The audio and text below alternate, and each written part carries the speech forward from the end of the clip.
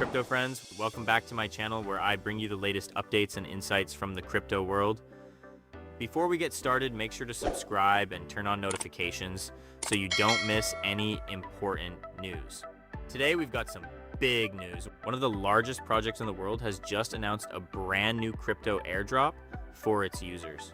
We're talking about the prediction platform Polymarket, which is planning to distribute nearly $3 billion among its users.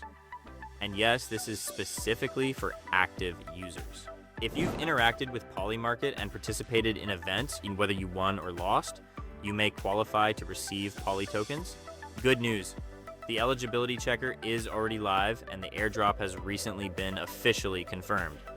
Make sure to check your eligibility as early as possible and potentially increase your Poly allocation.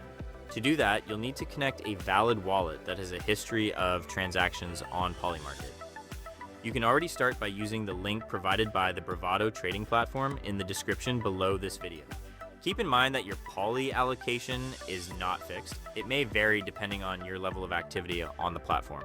Also, don't forget to fund your wallet to cover transaction fees. Otherwise, you might face restrictions, including a potential IP ban.